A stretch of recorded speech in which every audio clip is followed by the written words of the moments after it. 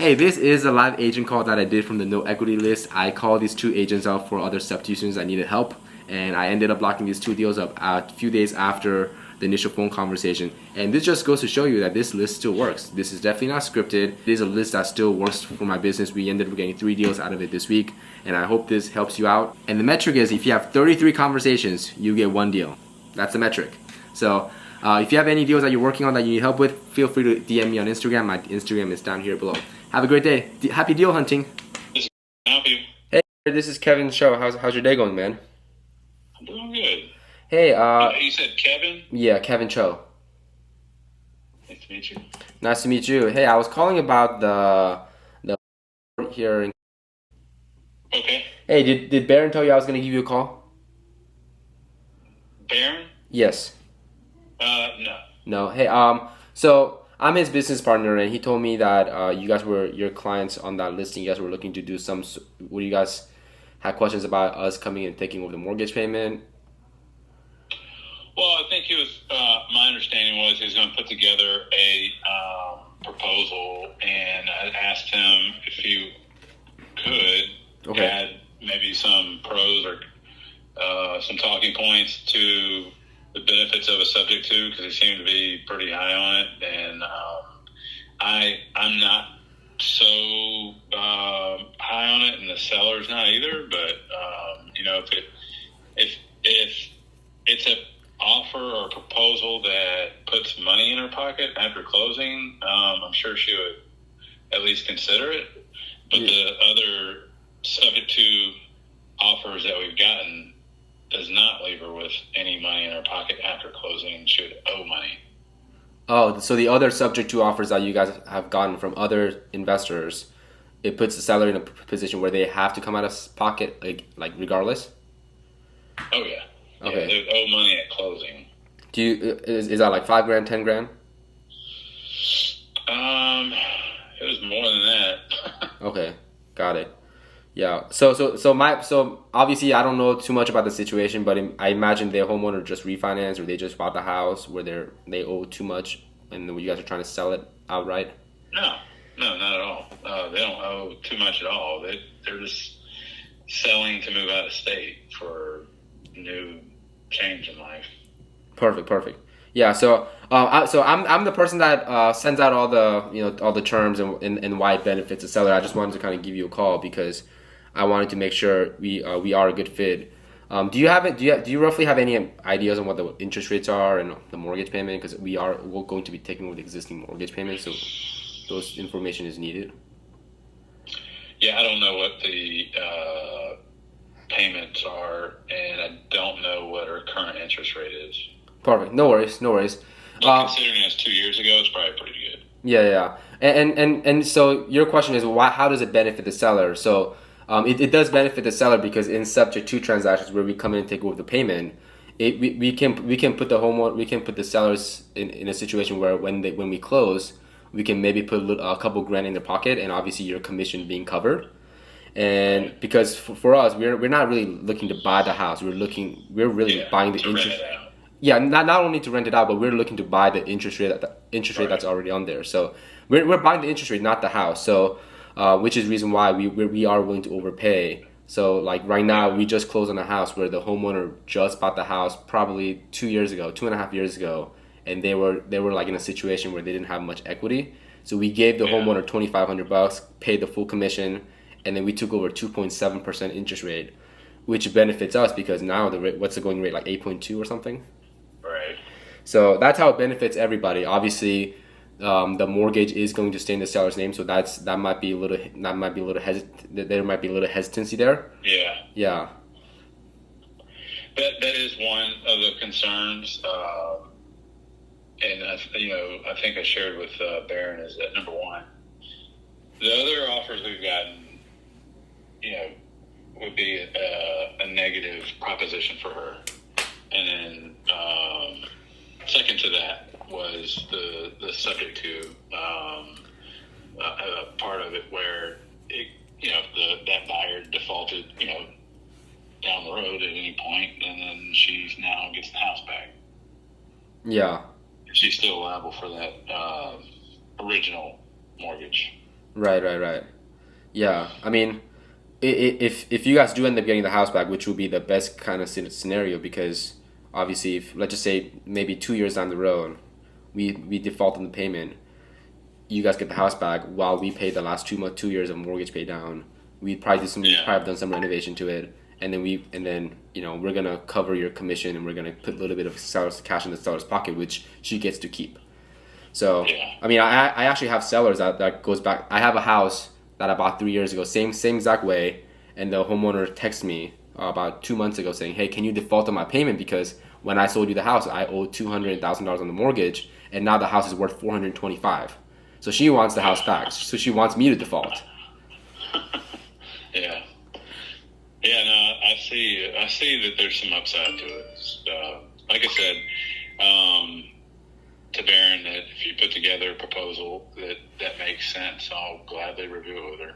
Perfect, perfect. Yeah, I just wanted to kind of give you a call and make sure you know the benefit going into it, because I don't want to just send you a blank one and you're trying to figure it Yeah. out. Yeah. Okay. Yeah. All right. Sounds good. I'm sure Baron has your email, so I'll put something together in writing, and we'll go from there, and we'll catch back up maybe a day or two after you guys receive it. Okay. Sounds good. Okay. Thank you so much.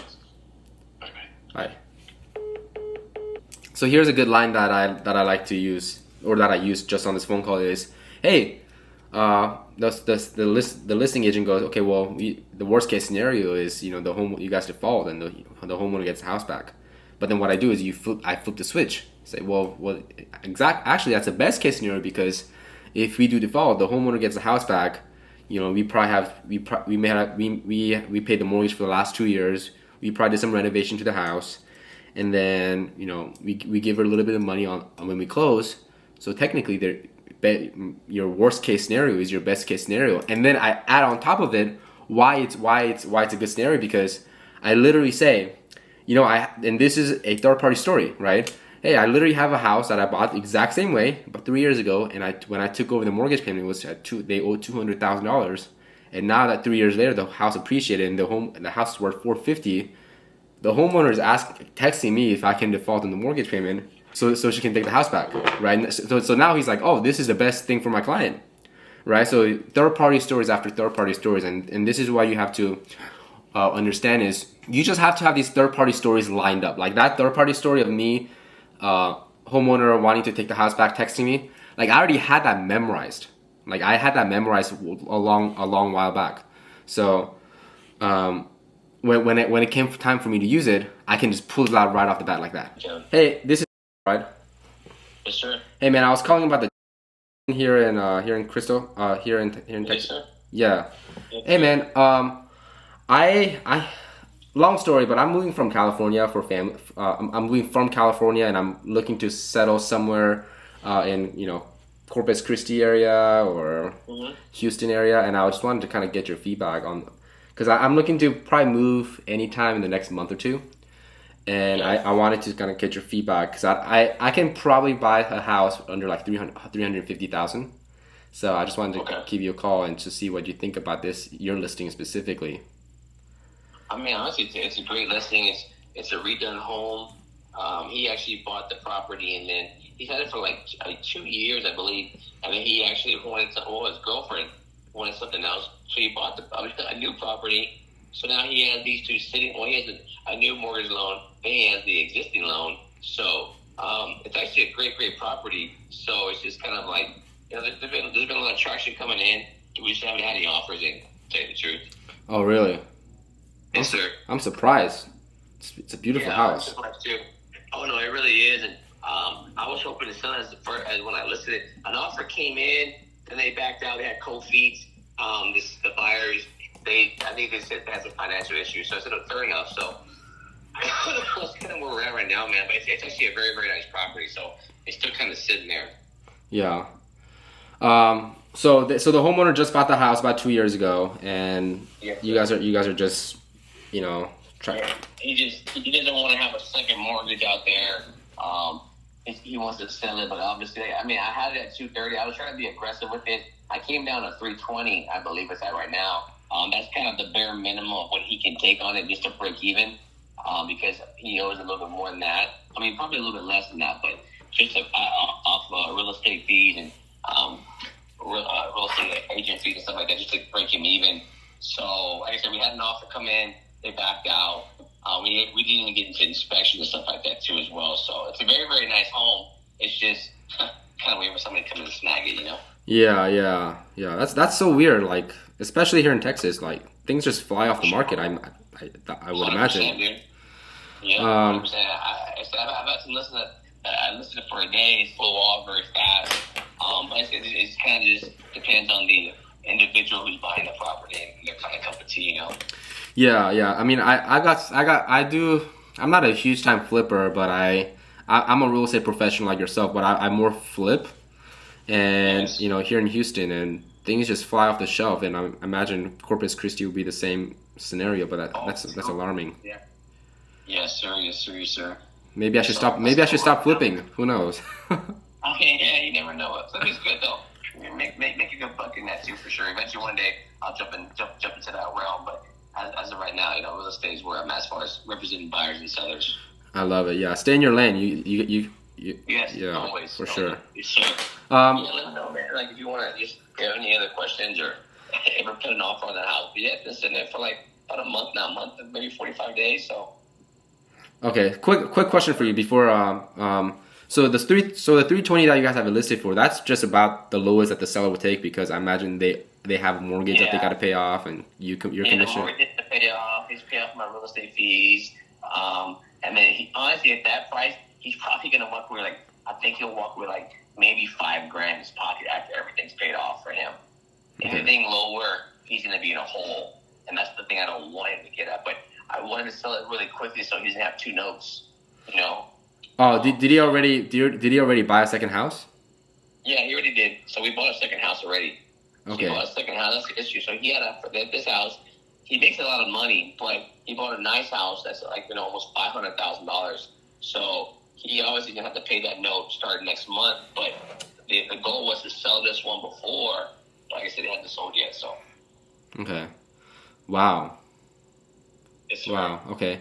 All right. So hear me out. So I think I have an idea, and I just want to throw it out there. I think you might have been presented with it before, but if I give you the full commission, your full commission, pay for his all closing costs, and maybe we give him the $5,000 that he's supposed to net, you think we can just come in and take over the payment on that? We probably could. I just gotta make sure. you kind of get to do a wraparound note, correct on that? Yeah. That's what you're gonna do, and you guys are doing like I'm assuming it's a Subto deal. Yeah. You guys are gonna take over note, take over the paying existing note. So let's just say shit and this happens. You obviously gonna have to find a tenant to occupy the residency, correct? I mean, not necessarily, because we right now I have 4 houses here in Phoenix. I have 2 houses in Vegas. I have 5 houses in Tampa, and all of them are Airbnb. And I have a couple of houses here in Houston that are just long-term tenant. So we don't necessarily have to find a tenant immediately. Like there are a lot of times where I'll just buy the house and I sit on it for 2 months and then I start finding tenant because I'm just so busy. For sure. How does it work with him though? So when you take over the note of the house, it's still technically under his name, correct? Yeah. And so how does it affect him going forward with purchasing stuff when they see that on his credit report? Yeah, so let's just say he goes to buy another house, maybe 2 years down the road, whatever. The lender's gonna see, hey, you have this mortgage on the Timber Grove lane, and we're gonna say yes, we have that mortgage. But then the way we set up the payment is we have a third party servicing, and they take care of all the payments. So we have a track record of payments and it says this payment is being made by this bank under this account, and we're the owner of that bank account. So what we can do is so this is what all the lenders care about. It's like my family. My parents bought one house every single year when I was growing up, and they had the house rented out, and each house were cash flowing like $500 to $600 a month. You know, Okay. and my parents only really made 70 to 80 grand a year, but their mortgage payment alone was close to, you know, $110,000 a year. But then all the houses were cash flowing. So the lenders really need to see that the house is cash flowing and it's not a liability, and it doesn't count against the DTI. Got you. So can you write me something up and an offer, and I can present it tonight? I'm going to see him in about 2 hours. Perfect. I could do that. Okay. Can I send you my email? Can you write it down? Yeah. Whenever you're ready. 1 second. I'm ready.